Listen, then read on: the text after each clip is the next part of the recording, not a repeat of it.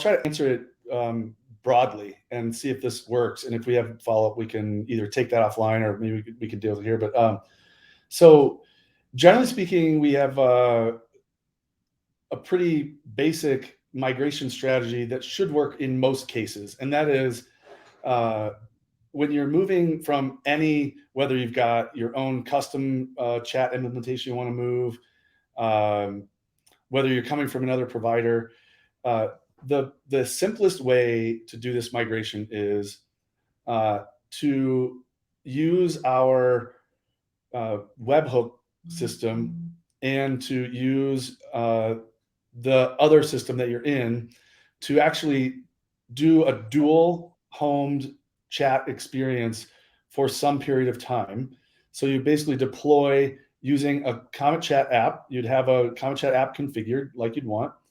And as your users are chatting in your existing system, you can take some time to begin pushing those same messages that are going to your existing chat system into CometChat. At the point that you have all of the CometChat features and functions built out and you're ready to migrate fully over from the other provider, then you simply switch over. All the message history from your previous provider would then be in your chat from the dual homed chat. And so basically you would get a seamless transition experience for your users. So that's the basics of that migration. We do offer that if you can't do that kind of a dual home, if you have a large data set, if you want a longer history, that we can take a data extraction from your existing system and we can load that for you. And that would get you sort of a jump start on that historic message, the historic messages. So that's the general way we would suggest that. The other thing I would mention is, if you're doing a web app, it's not too difficult to do that migration in that when someone visits your site, they're getting the content that you delivered them at that point. If you're doing a mobile app, we recommend basically using, and it's really up to you in terms of what bar you're setting. And I'm assuming you would do this, if you've got an mobile app, you have a strategy for this kind of a release plan for other things than just chat. But you'd want to see an uptake of the CometChat chat functionality from users upgrading their mobile app prior to cutting over. So basically you would deploy us behind the scenes, get people to have the chat functionality from CometChat available in the app. And then at such time you have maybe 85% penetration of the upgrade of the new app, then you can actually cut over to the CometChat functionality. And so that's a couple of the things to consider when doing that kind of migration. Perfect. Thank you. And one thing I should have emphasized is we've got a record of these questions. And so again, if we'll reach out to you individually, if it was a specific question that you had asked, to make sure that we've answered that correctly. If you need more information, follow up, we're certainly available for that, more of a one-to-one basis. But again, if there's a follow-up question here, then that was certainly please the format to ask us that as well. I got a question that came in from Brad. Going to kind of paraphrase here. So Brad, again, if I misspeak or misword it, please let me know. It's just kind of broadly asking about the Chat.js widget. So Scott, kind of your experience, any recommendations, tips, tricks on how to work with the Chat.js widget? Yes, I'm assuming you're talking about our general chat widget for the web. So there's a chat widget. It's the UI kits implemented using our JavaScript web UI kits implemented as a widget that you can simply, with a line of code, basically, use the chat widget in your application. It also is usable in WordPress environment, so you can bootstrap it into your WordPress environment. So I believe that's where the question is directed. I've got a follow-up, so maybe this will help kind of guide it. It says, if we use the Chat.js widget in React, is there a good way to integrate that, or code examples for React? And the second question from the same user may be pertinent. The use case I have is that any user cannot just search for chat participants, only users they are connected to. That might sound like maybe a separate question. So I'll hold that one for later. So if we use the Chat.js widget in React, is there a good way to integrate that or code examples? So let me take a moment to just go over, this may have come out of doing the upfront demo kind of stuff, but so the way so we have basically a platform, right? So this is not just a UI kit. It's not just a set of APIs. This is a full platform. So that platform includes client-side libraries, and those libraries are a widget, and that widget is basically a fully implemented chat app. You simply use a few lines of JavaScript to instantiate the chat widget. And there are, in the chat widget documentation, there are several lines of code of documentation on how to instantiate the chat widget in either the embedded or full view, how to log in a user, how to open up a chat with a specific user. Those are in our documentation for the chat widget. So going on from the chat widget, there are our UI kits. So we produce UI kits in, I think it's 14 or so different technologies. Some of them are highly promoted on our site, some are not as promoted. So you can use the UI kits to develop so basically you're getting components, a component library from CometChat that is already strapped to our SDK, so that there are buttons you can click to send a message. There are message windows to type your message. Replies are noted as replies, those kind of things. So those are the UI kits. They are not necessarily intended to be used as a out-of-the-box implementation. The UI kit is intended to be integrated into your existing application. So let's just say you have a banking app, and you have a person who may want to interact with their account manager, and so they can click a chat button to talk with their account manager. Maybe they also have an advisor, not a manager. And so those are things that you may use our UI kit to create a custom experience that has the elements of chat in it that we've already provided for you. So you don't have to write buttons that are send buttons and user lists and notification icons, avatars. All that stuff is already done for you with our UI kit, but you can integrate it into your experience quite easily using that UI kit. So I will make a plug at this point. We have betas available. I think we can send that link out either in the chat here or after. We do have betas that we are producing a new set of UI kits, which provide a more componentized and consumable set of UI kits, much like our existing UI kits, but more consumable from a developer. So quick plug for those. Go check them out, provide feedback. We mentioned the widget. We mentioned the UI kits, which is more, widgets are for a circumstance where you probably don't have a developer, or maybe you have a developer, but they're spread across your website. They're maybe not a full stack developer, maybe more of a front end developer, et cetera. So you would maybe take advantage of our widget if you can accept that experience that we provide in the widget. We've got the UI kits that provide you a set of components that a developer would use to produce an experience that is more integrated with your app or website's experience, but you get the pre-built components from CometChat that are also hooked into our SDK. And then that leads to the SDK and the APIs. So if you have functionality that you would like to develop that is not already built into our UI kits, so some UI experience that we don't provide, you're more than welcome to use the SDK or our APIs to produce a completely and utterly custom experience. And we have lots of folks who do that. Things like we provide friends, and the association of friends is not something that we manage. So we just have the association. We do not manage the association. So we have APIs and SDK functions that allow you to say, make these two people friends. If you wanted to have a custom way to make people friends, to allow them to say, request friendship and accept the request, and then they become friends, you can develop that with your own custom experience and then use our SDK and API to actually make the friendship association in our system. So that's the case where you want to use like our SDKs or APIs to say, everybody who is in the same, say this is a schooling app. I don't, there are all kinds of use cases we cover with our voice and video and text real-time chat solution platform. But let's say you're in a school setting and you want the school folks to chat together and everybody in one classroom should be friends. You can immediately call our Friends API to make all the people in a class friends based on their enrollment in those classes. We don't provide that functionality because those use cases are not something we provide out of the box. We don't have the school's use cases, but you can easily cover those use cases with our friends associations using our SDKs and APIs. So that was a little bit of a walkthrough of the widgets, UI kits, and SDKs and APIs.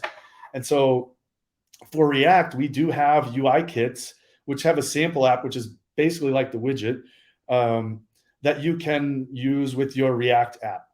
So I hope that helps answer some of that question. And the React UI kit is available in our documentation with lots of documentation on achieving tons of different things with our UI kits using React specifically. Perfect. Thank you. So yes, again, follow up if that didn't answer directly the question that you were looking to have answered. This one came in from Robert. What is the usual time between a before message and after message webhook? How much time do we have to respond to the before message usually? Let me see if I get this question right. How long do you have to respond to the webhook before you've disrupted the flow of the message? I think is probably what's being asked there. There is so the after message webhook has near zero. There's not a time limit really on your function on the after message webhook. The before message webhook is a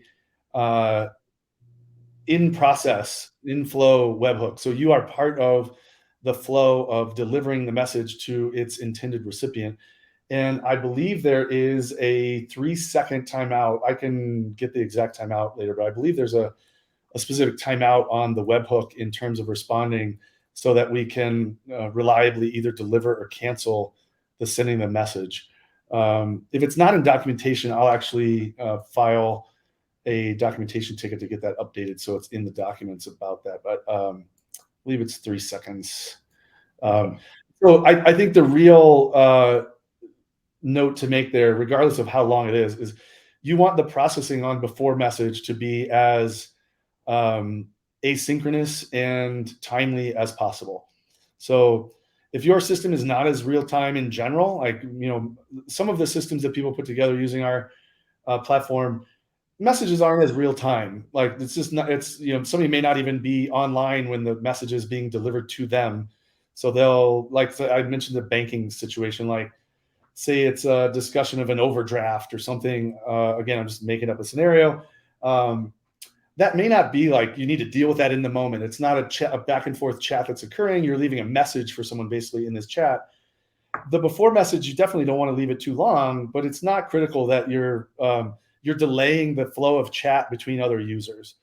In other use cases, you want that to be literally as quick as possible because the real-time nature of group chat with lots of folks and you're delaying that message, you want it to be as quick as possible. So I think it's really just good advice to make it as quick as possible. Okay, great. Well, a question from Robert again. Might be a separate question. I'll just address it now just in case. Our current custom chat system links sent by users for our site and only our site are modified in the back end to append affiliate reference parameters. Is it a way of doing this without the message, or would it require an update which would make the message show as edited? I think you're asking, is there a way? So I think you're asking there's a message being sent and you need to alter the message on your back end to add values to a parameterized URL or yeah. I think that if I'm reading it correctly, that is a case for using the before message webhook one. You can use the messages APIs, and we can look exactly at, in that case, like API Explorer. The messages. Yeah, so you're definitely going to see, if you don't customize your implementation, the edited message, if you update that message. I'll have to check in this case. Um, so we do have two ways to modify some of these elements of our system, like users, messages, etc., which are from a user's perspective and from an administrator's perspective. And I don't recall at the moment. I can check and get you the documentation on this and information about it. But what the status of a message is after you use the admin message update endpoints, if that will, I believe it will still cause the updated at and edited functionality to kick in there. So yeah, I will yeah, I'll get you some answers on that. So yeah. Perfect. So Thank you. Robert, I think actually the follow-up question there is actually probably the point of how you'd want to do this, which is I don't know what the UI you're trying to use to present that information is, but generally we want to preserve original message, add edited information in the metadata of the message, and then allow the rendering of the message to use that metadata to render the message properly. And so it is actually how you might want to do that, which is use the hook to modify metadata, use the rendering to render the message appropriately with the original message and edited message. I hope that made sense. And I'm going to send a link in the chat in the questions here. So look for a link from me in a few seconds here. Another question that came in: are there any future plans for CometChat monetization features? If not, can your devs provide guidance on how we can incorporate monetization down to the feature level? Example, unlocking video calling. Yeah, so let me put two spins on this one. So we have in the early stages of planning. So we've thought about it, we want to do it, and we're starting to plan the ability to accept payments through our platform. So let's look at like an integration with Stripe, so that you don't have to have that outside of the platform. So that isn't directly related to the question that was asked, but that is so there is the notion of enabling payment through the chat interface. The second aspect that you're really talking about is more about, all right, I want to provide chat functionality, and I think I'm not sure who asked, but I believe, do you know who asked that question? Shazad. Okay. I think there's somebody else, if I look at the list of folks in the call, who probably has, yeah, he's on the call. I believe he's asked this question in some other forum.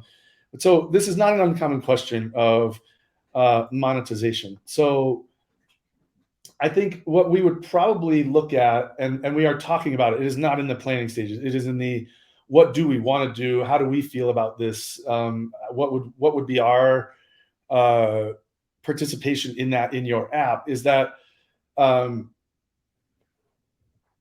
we have attempted to stay, like I mentioned, for friends. Generally speaking, you have users who are outside of, if you're providing chat, you're just providing chat, then you're basically packaging CometChat as your app. We don't really target that use case. We target a use case of, you have a thing that you're presenting as your use case, whether it's telehealth or scavenger hunt, the education technology. Those are the use cases that our customers are presenting, and you want chat involved in those use cases. And in those cases, you have your set of users that are outside of chat. You have users of your system outside of chat. And so things like making them friends likely live outside of just chat. You want to have things that they can do that are outside of chat potentially. And so for a long time, we have actually advised, not just avoided because we don't want to do the work or it doesn't fit with our technology, but we advise in an architectural sense that the right way to do that is to have those things like friendship association live as a experience outside of CometChat, and that you push that piece of data into CometChat so that we can effectively enable friendship in CometChat. And so I think monetization, I look at it currently similarly, which is um, I would assume there are aspects of your product that you're producing for your users that, in terms of monetization, that live outside of CometChat.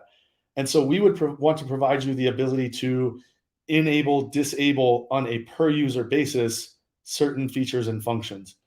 And so I would probably tell you we will approach it in that way, and that the monetization aspect of those feature enablement on a user level basis is probably not where we will tackle this first. So I hope that was clear. Like, I get the use case of we want certain users to be able to do certain things in chat and not others. And right now you provide us basically an app level way of controlling that. And we do want to push that down to a more per user basis. We will probably not put the concept of monetization on that.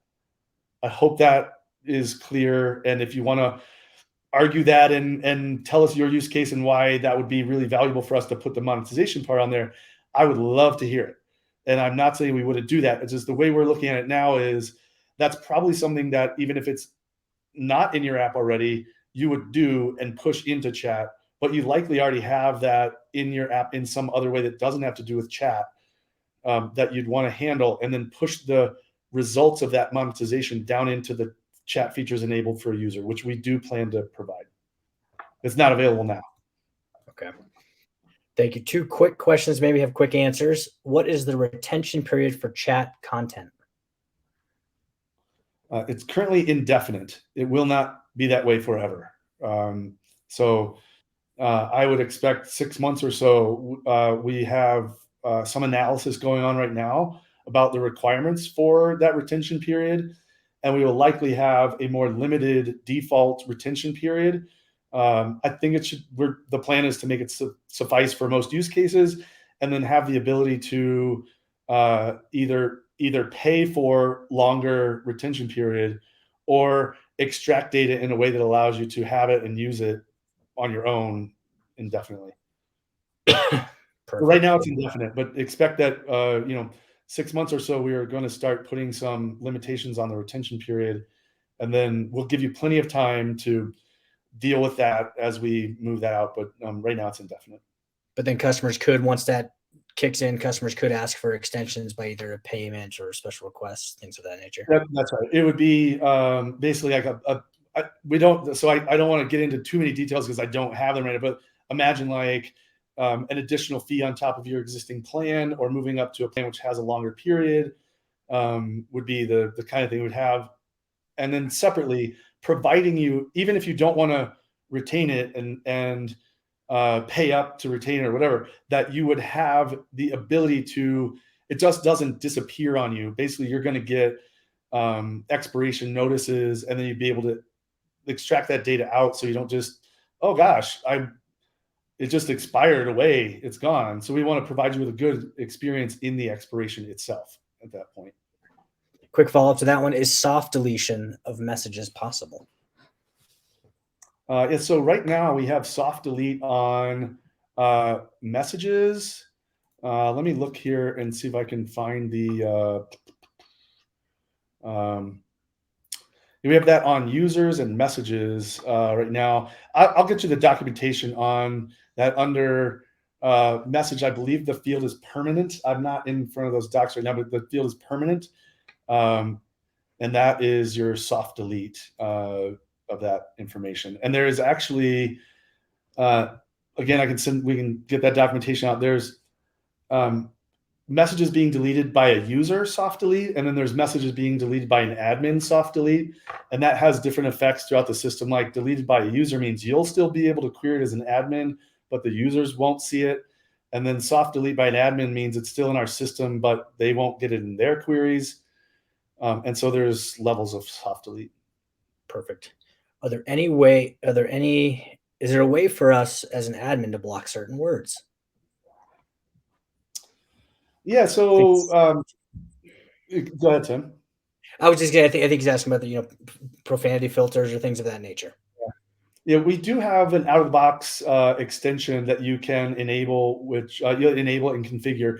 comes with a default set of words for profanity filter.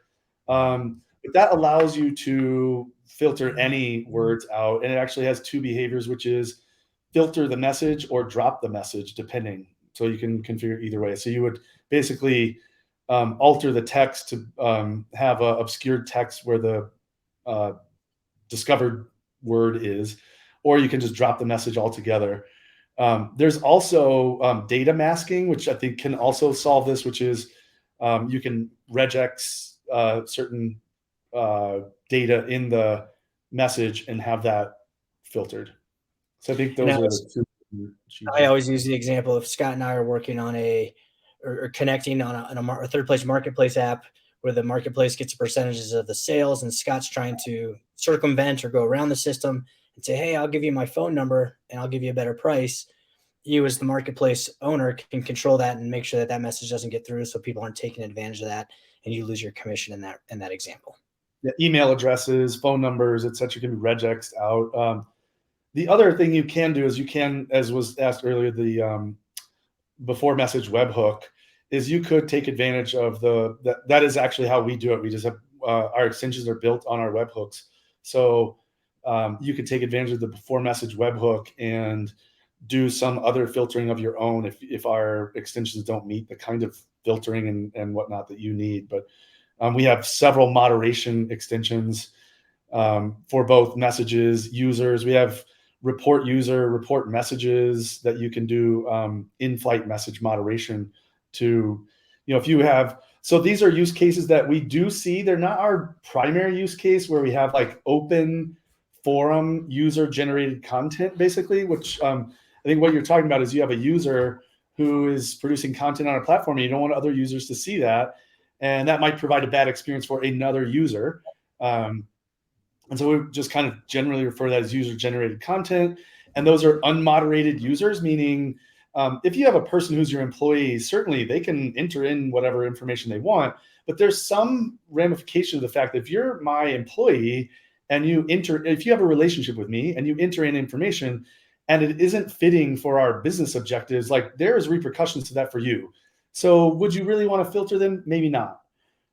For user-generated content where they're not a party that is responsible to you, you actually may want to do some of this moderation, which is either the filtering like we were talking about, or in-flight message moderation, which allows you to intercept the message and basically approve it being delivered to the recipient. Okay. This question is very specific, so it may require more personal follow-up. So if you don't want to get too in-depth on the answer here, that may be best, but just at least want to address it. And maybe you can answer it quickly. Hello, I'm trying to integrate ChatKit UI into my React web app. Everything works fine, including user authentication. But in the CometChat UI component, the chat history are not loading when I click a particular user to chat. Not sure if there's a quick answer to that one, if that might require a more specific one-to-one or offline follow-up. Yeah, so I didn't get, like, I think it sounds like it'll probably need, this is getting pretty like into the implementation of the functionality, but I would expect that you have conversations list, which is the history of conversations. And in the conversations, you have a history of the messages. Those would be expected functionalities out of that. So I think that's what you're talking about, is the chat history in terms of conversations. And in a conversation, if you were to go to a historic conversation, you would have the historic messages. Those are default behaviors I would expect you to have. So we may need to dig into that a little more. Okay. Yeah. So look for follow-up from this post call. That question was I'm pretty sure that's what that question was regarding, and I would expect that to function. We produce and test that. We got a yes from the question. So I think you addressed it. So thank you. Okay. This one doesn't have a lot of context. So if you need more clarification, let me know. Maybe they can, Franco asked this one, can tags be associated with roles?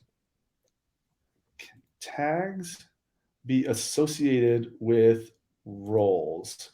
Yeah, so there is metadata about a role. Let me just see if I go to the roles real quick. Let me click around 1 second. There's metadata, which I believe for roles is the tagging mechanism would say for roles. Yeah. So in a role sense, we don't currently support tags on roles. We support metadata, which you could use to tag the roles. I don't know if that's a we could talk about the use case you're trying to solve with the tagging of them, but I think the general practice for roles is to use metadata that you can put anything into. Perfect. And again, Franco, if that didn't answer your question, please, when we follow up, we'll give you more detail as needed. This one is from Shazad. Apps like Discord and Reddit offer a unique group link share button as a hook to draw new users to their platforms, allowing new users to join groups directly. This is a great way to scale. Is there a way to configure this within CometChat at a group level? So a unique group link share button as a hook to draw new users. So I think if I'm understanding it, if I want to share this group with you, I have a share button that I can send out to you, which hooks you in to the platform. Is there a way? It's a great way for them to grow their user base. Is there a configuration within CometChat that's possible at group level? I would say this: it is possible. It is not a out of the box feature. It is possible to do that. I think there's a nuance there of what is the UI that you're trying to drive the person to, and so depending on your circumstance, you'd need to, like, where do you have us integrated and how? Where is CometChat integrated and how? So you can certainly drive by group IDs and whatnot into a group, and you could provide a button that provides you that group ID. It's the question of what's the doorway that they enter into that group through.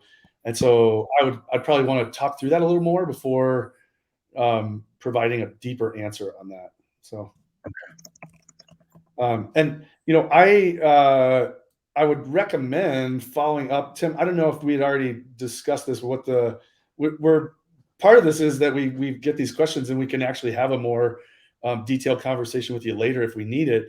I think there was a question about, like, how do we do that later? I don't know if people will just get in touch with you after and set that up. Exactly. And I was just middle of typing a response to one of the questions that came in, but this is probably a good answer broadly for everybody. Yes. I think as these questions have come in, we're going to follow up with you individually to make sure that you've got the answers that you need, whether we need to set up an additional meeting with Scott, somebody else from our team, one of our solutions engineers, someone from our sales team that's on the technical side that might be able to answer, especially when it comes to, some of the integration questions, the migration questions.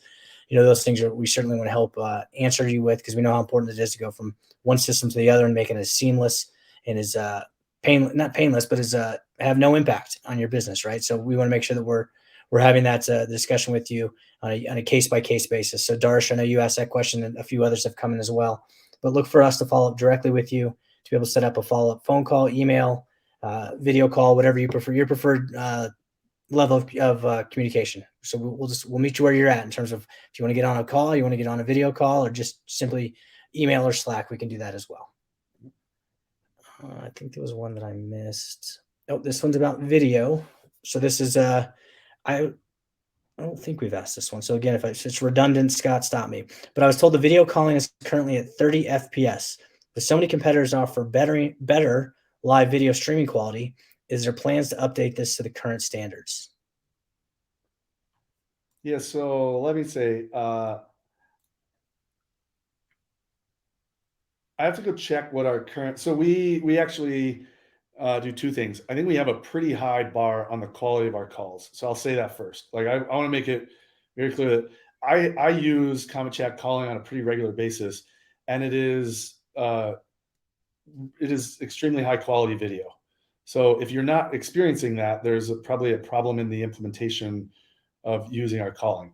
So I have had people who don't know that they're using our CometChat calling when I'm in a call with them comment on the quality of the call that we're in. So this is not there's some like blind test reactions to this too. So I would say I believe our call quality is pretty high. I know there are two things that we do. One, we set the quality high, and it is variable. So it does degrade gracefully with the connection of the users. So there's that. And then currently we do not expose directly a way in our calling components, a way to modify the stream configuration in that way. There is some work that has been done recently to expose that. I'll have to check exactly where it's at in the release cycle. But it is an intention. Our calling is something we're going to dedicate a lot of time over the next 3 to 6 months in improving, I would say, the developer experience, like our calling SDK and UI kits for calling. You'll see a large amount of improvements in that area. And one of those things will be the configurability you have of our calling solution. So right now, there's a lot of things that you just don't have a lot of control over in calling. You get a really nice solution, but it's tough to make it your own. And so we've been working on that already. We made some improvements recently in that, and we'll continue to do that. And one of them is that you have a little bit tighter control, or more control, tighter, more control over the stream itself. So right now, you don't have a lot of control on the stream. We give you basically an app that has the streams in it, and we allow you to sort of a set of configurations for that set of streams in the app. Our intention is to move to allowing you to control the streams, much higher fidelity of control on the individual streams, and that would include things like quality. And so I could get more information on your use case, quality requirements. Do you want to lock quality, all those things? And when I say quality, there's frame rates. We've recently done things like folks were wanting to clip the stream, like be able to zoom and clip the stream, things like that. And so we'll just talk about those kinds of things with you and what your requirements are for that as we improve that. So similar question. Again, I was typing a response, so I don't think you addressed it, but does CometChat take care of video and audio processing, such as optimizing and compressing files? Does this happen in your SDK or on your back end? Not so. I'm trying to understand the question to optimize and compress. So yes, so we have a front end and a back end, a front end library which does the client side processing, and then a back end that does also this kind of work, and that does connection negotiation, stream management, compression, quality management of the individual streams, and then the call as a whole. So that is done both as a part of the client side library as well as the backend. There's a significant backend to our calling system. So we're not just straight up client to client, peer to peer calling, stream connectivity. We are doing a lot. You can record the video, and we put that on a CDN, and you can download the video. So like all that is done through our calling system. Perfect. And like I mentioned real quick, Tim, like that isn't something that we currently expose a lot of the knobs to you. Like we've tried to make it a really robust system and made some compromises in terms of the highest level of quality and the easiest implementation. And so we've made some decisions, like we're going to meet most of our use cases like this. In the next iteration of our calling product, those things are going to be something that the developers using our calling platform can interact with. Like, hey, your system allows me to constrain quality, or constrain quality high or low, or I actually don't care about quality as much as that you have a connection. I'll degrade quality all day as long as you're able to maintain connectivity, et cetera. So we'll be giving out more of those knobs. Perfect. And then the follow-up, actually, Franco's actually referring to media uploads and not calls. So I apologize. Maybe I misunderstood. So I don't know if that changes your answer at all, but he was referring to media. It certainly does. It certainly does. So the media that uploads, we do near zero processing of the media unless you've enabled any of our extensions that specifically do process the media, at which point we'll do whichever those extensions, whatever those extensions are intended to do to process those. So we have some like link preview stuff. There are certain extensions that process our rich media, voice transcription. I'm just rattling a few off the top of my head there. So yeah, and there will be more. So we're currently working with partners, as our platform is evolving, to do things like,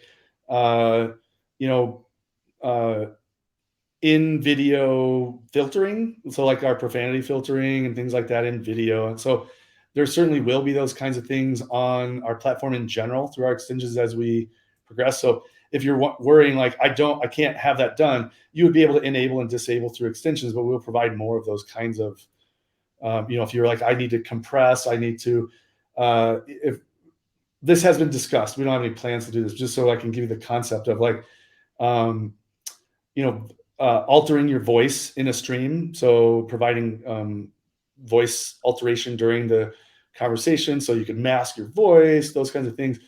We will eventually likely provide. Again, I'm not telling you we have this feature coming. These are the things we're discussing, like for our calling, voice and video platform, for our rich media platform, that we want to be able to provide these things for users that they don't have to do this on their own because it's on our platform. So those kinds of things will be coming. Perfect. And then I'm going to another list here. Oh, one came in. A couple came in. Hold on. I think you're good there. In iOS, how can we fetch group type conversations only with a specific search keyword, just like we can fetch list of groups with a search keyword? That was iOS UI kit, iOS. Yeah. iOS, and that was UI kit, I think I heard, correct? And no UI kit. It just says in iOS, how can we fetch group type conversations only with a specific search keyword, just like we can fetch lists of groups with a search keyword? Yeah, there is a groups request builder that allows you to set specific search key. It's literally called search keyword. I think is the right, if I'm not mistaken. Search keyword is the filter in the request builder that allows you to limit that search. So that would be groups, group. I think it's group or groups request builder. I have to go look at the documentation, but yeah. So the SDK functions allow you to do that. Perfect. But again, we'll follow up specifically with that if we didn't answer that question to your need. I'm jumping back a question. So this was a follow up to the question you just answered. Will you be releasing voice notes? I think the intention there is that you would be able to both record and send a voice note through the platform. We currently allow you to send audio messages. So I think that is a functionality that is achievable with the system now. We don't provide the front end UI kit implementation of recording the voice note and sending it. And so it's achievable now, again, using our platform as is really, but with these audio messages. But as a voice note recording, we don't have that. I think there's definitely been requests. It is in our feature request queue of both voice and video message, notes basically. So I can't guarantee that's going to show it, but I would assume that will, So I mentioned the beta UI kits that we're working on. You can go check out. As those are, I'm very excited about them. Even recently, there's been some re-architecting to a degree of those as we've gone through beta. And as recently as yesterday, I got very excited about the architecture that we're putting out for these UI kits. It is, well, I think we're calling them like next gen. I think I wouldn't even call them next gen. I think they're next level in architecture of these UI kits, such that not only is it easier for us to crank out these new features, but it's easier for you to create a feature like that in the same vein as the way we would do it, without really like disrupting your UI kit, having to fork a repo, those kinds of things. And so I would look for that kind of a feature, like in that 3 to 6 month mark, that we would be looking at that kind of stuff start to come out much faster. Okay. And this one, again, I apologize, came in as a follow-up to the question you just answered previous. We're kind of jumping back and forth here. But to be more precise, so based on documentation, we have search keyword filter while fetching groups, but I haven't found similar option while fetching conversations. Let me, I'll have to look through the documentation to see like how far up that is exposed, whether it's exposed to the SDK and UI kit, or whether, let me just think through this real quick. Yeah, let me take that one offline, Tim. I don't know that it's simply achievable. So I know it's achievable, but I don't know that it's simply achievable and that it's exposed through the integration method of the UI kit, how well that's exposed. So yeah, let me I tried let me REST APIs, but haven't had much in there as yeah. well. Not much in Um, there. yeah, you should be able to do this. Like when I say should, I don't just mean like, darn it, we don't have that. You should be able to do it. You should be able to do this. I just don't want to give you the wrong information right now. So let me take a moment to look at the implementation you're talking about, which I think is at the UI kit level, and make sure we can expose that properly. Perfect. Now, this is a very broad question. It came in before today's call, and it wasn't much detail, but it's asking about. Let me get back to it. Our socket security. So I don't know if there's any context there that you can provide. Literally, those were the two key words. So if you're on the call that asked that question, is there anything that you can share broadly about kind of our security around sockets? If the answer is no, that's okay. I don't want to put you on the spot. And to your point, if we don't have a lot of context there, so don't feel as if you have to try and kind of find an answer. I'm going to take a stab at it, just assuming I know what that question is. So a large portion, a significant portion of the end user experience of chat from our SDK and UI kits. If you're using the API, forget about what I'm saying right now. This does not apply. But if you're using the security principles I talked to apply to the API, but the specifics about this, I assume this is about WebSockets. So we take advantage of WebSockets to do things like transient messages, user presence, unread notifications, etc. And so I'm assuming this is asking about security around our WebSockets. So we use auth tokens around our WebSockets, just like we do around user-based API calls. And so our WebSockets require an authentication token, which is exchanged through standard mechanisms of upgrading from an HTTP to the WebSocket protocol. And the tokens are required to be supplied during that. And the WebSocket messages should be secure through that channel. I don't know if that was the question, but I'm just taking a stab at it. That's okay. No, good. I want to give everyone kind of about a 5-minute warning, 5 to 7 minute warning. Guys, it doesn't look like we're going to have time to get to the chat widget demo, which is okay. I think if that was what you had come to see, we can send that to you post event. We did that a couple weeks ago, if I'm not mistaken, or maybe it was last week. We've been doing these weekly or bi-weekly, so look for additional ones to come up. But kind of look 5 minutes to try and get some last minute questions. And I think in light of the World Cup, if we added a few minutes of stoppage time, we can do that if we go over by a minute or two, but we'll get through as many as we can.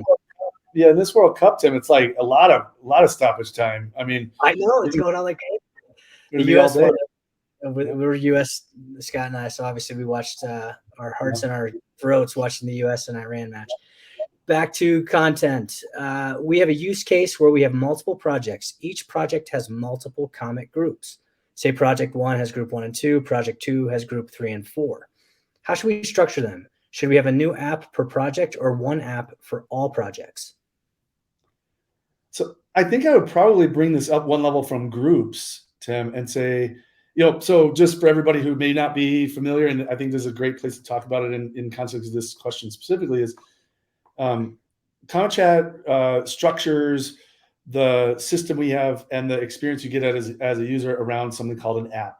And that app really encompasses all of the behaviors and functions inside of CometChat, which is users, groups, conversations, extensions configured for your app, usage, all is based on an app. And so if you want users to be able to function across the set of groups, in this case, let's say group 1, group 2, they need to be in that project. If you also want that same user to function across project 2 groups, project 3 and project 4, you're probably going to want to put them in the same app.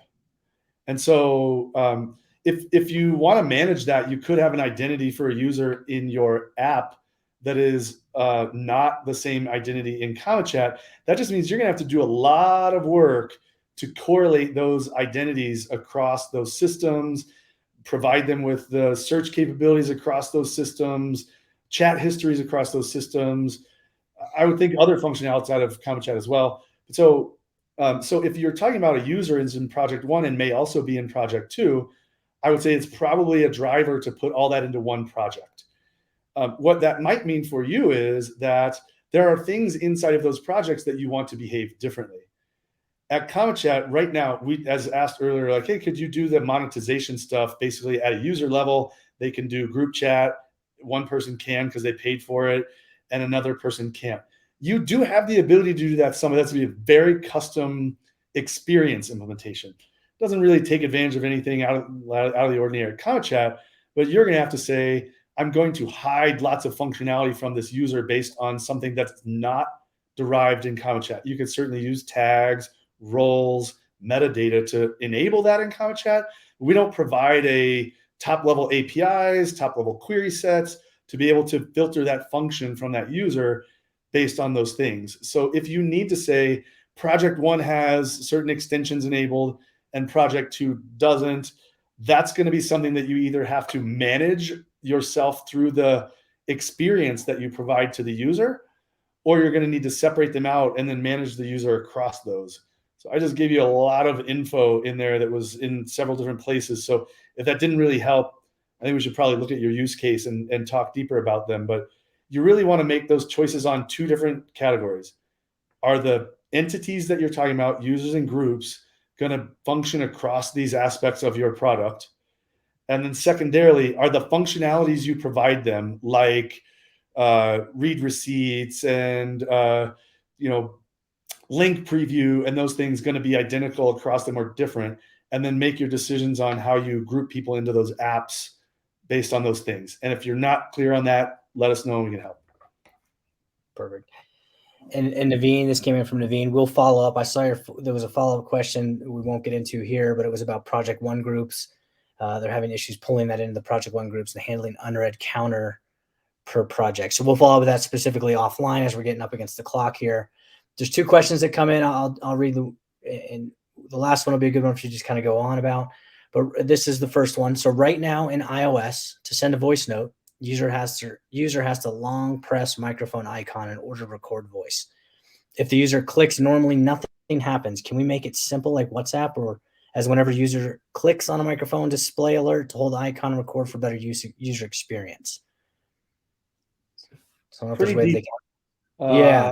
In our current UI kit, I think the only option you're going to have in that regard is you fork our repo. Like, this is what we're working on in our new UI kit. So, but in our current UI kits, you fork the repo and alter that component to meet your needs. So you've got a base to work from what we've given. You can alter that. In our new UI kits, the intent is those types of behaviors are things that you can inject your own code in, which is it one press or long press? What's the behavior after the press is complete? Is it send it, or is it prompt? Is this, you can basically intercept all of the behaviors through the UI interaction of press before, on press. Think of it as we're providing you with the domain based how would I say this? Function model, like you would see in a DOM, or the function model in, say, JavaScript, where you can get events that you can inject your own behavior into the behaviors based on those events. And so we're attempting to do that as much as possible on every aspect of the new UI kit, where we've got a button, it does a certain thing. If you wanted to make it do a different thing or have it do nothing, like there's some folks, I'll give you an example, and this is to the point here, is in our calling right now, you can actually tap on the your video, which is small, versus the other party's video, which is large. You tap on it, it'll switch them. And there are certain customers of ours who have said, I don't want that to happen at all. Like, I just don't want that. When you click it, I don't want it to switch. And so right now, we don't really have a way to give you that, like, this is our component, it does this. So we've already looked into and started to work on, I think it's in beta right now, that ability for the developer to say, you've created a default implementation. When you click on that, it switches. I don't like that. I don't want anything to happen. So when they click on it, it's nothing. It's not a clickable event. So you would have the ability as a developer, without basically forking and rewriting our component to inject the behavior on click of that component. And so that's just not a behavior we have in our current components at the like component level. You have to basically fork our repo, alter our component, and then deploy that component as your own. I mean, it's overriding our component. So you got to answer that one. It was customized their microphone. They said overall mobile SDK experience is quite good. So kudos to you guys. Scott, all credit goes to you and your team. I have nothing to do with that. I don't either. I just get to stand here and talk to you guys. The team is doing all the work. So yeah, I'll pass And then that. the last question, you kind of started answering it, but just kind of give us a little sneak peek. It's asked about what's new, talked about the new UI kits or the big updates. What are the biggest updates? Where can we maybe find out about some updates that are coming down the road? Maybe, first part of next year. So yeah, I think this is a general what's coming up and how do we find out? Yeah. Yep. So the couple things are so I've only been at CometChat about I guess it's 8 months now or so, 7-8 months, and we've made a lot of what I would call organizational and process improvements in terms of both how we build our product, how we talk about building our product, also in our joint efforts with our marketing team, which is just not just about advertising and getting people to buy our product, but about educating people on how to use it, making sure they know about the functionality that they may not have been aware of. And so I would say stay tuned from our marketing team. They are in tune with the things we're doing, and we'll be educating everyone on the things coming out. So that's the biggest thing first. Second, in our dashboard, there is a what's new. It gets buried a little. It's in your profile, like your avatar. You click it, says what's new. You should see things there. Right now, most of the what's news are we just released something. We will be expanding that to be a lot more of the what's coming in the near term. I'll give you a sneak peek on some of these things in the short term. If you haven't already been invited, which many of you probably have not, you will be in the next week or so invited into it has been closed, an open beta about our dashboard. We are revamping completely our dashboard. So where you create an app, manage extensions, add users, etc., in the dashboard. You can certainly do that in the REST APIs and whatnot, SDK, but the way you do that in the dashboard, manage the widget. We are revamping our dashboard, and that will be in an open beta. So you can click in and out of the beta, the new dashboard.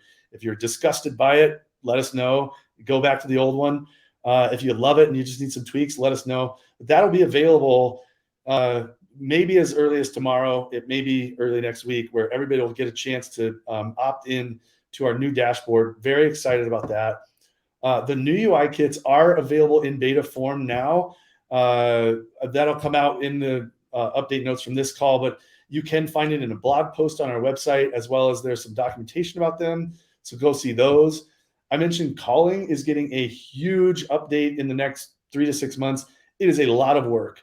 We didn't really address the calling product as a first-class citizen for a long time. It's a really good product, but it's sort of bolted onto the side of our chat. And we are investing heavily into making chat as easy to develop with, the same user experience in our chat. So that is coming. Let me just see if I could mention some other exciting things. Let's see, webhooks, doubling down on webhooks. So we understand that your platform and our platform, your product and our platform, oftentimes are inextricably linked. Things you want to do in chat are dependent on things you're doing in your platform, or vice versa. Things that occur in chat, messages being sent, files being shared, whatever, are a driver to some functionality in your product or platform. So we are doubling down on our investment in webhooks. You'll see in the next month or two, we'll have a presence webhook becomes available. We'll have read receipts webhooks become available, so that you can get those notifications of those things occurring from our platform. And then you can do whatever behavior it is you need in your platform, whether you just need to retain that data for audit purposes, whether you need to do search on users that are and aren't online. You don't want to have to do a search of your users and then ask if they're online. You want to search in your system. You'll know the presence of that user from in our system through it getting a webhook that they are or not online at that time. Let's see some other things. We're going to do much more with Flutter. let's see some other. I'm just trying to think of other things I would mention right now. Well, don't give it all away, Scott, because we're gonna go. Yeah. We're gonna have these weekly, so we can get into more in depth on those. We are at time, but I want to just emphasize that this is a cadence that we're doing. So that we're gonna you're gonna be recording this session. So again, if your question was answered specifically and you were trying to jot down notes, you can go back and rewatch it and get those answers as you needed. If your answer or if your question was not answered, we will follow up with you personally to make sure that we're answering what you need. Again, whether it's a phone call, a video call, or email, whatever you prefer. But again, look for an additional, future invitations for these. So again, we love the interaction, we love the engagement. For us, it's just about getting the community together to ask questions that others are thinking, have people start thinking about different challenges that other folks are facing. So it's a good opportunity to have this forum. So thank you all for being a part of it. And again, apologize for not getting to the chat widget demo, but I think we will be able to send that as a follow up to this email if that was specifically why you came. But that also may be added to one of our next events as well. But Scott, thank you. I'll give you the last word. Anything you want to add before we end? Oh my gosh, Tim, thank you for hosting this. Thanks for being an awesome teammate, and really appreciate you and you doing this and hosting it. And everybody who joined, everybody who helps put this on. So it is just to a degree, Tim and I sitting here helping to answer questions, but it does, the emails you get about it, setting up the event. I appreciate everybody behind the scenes doing that. And everybody who joined and took the time out of their day to be here to ask these questions and engage with us. First of all, appreciate you for doing that so we can help you on your journey, but also help us on our journey to make the product better. Really appreciate it. And have an awesome rest of your day. Thank you so much. Yes, thank you. And have a good rest of your day, evening, whatever the case may be. Take care, everybody. Until next time.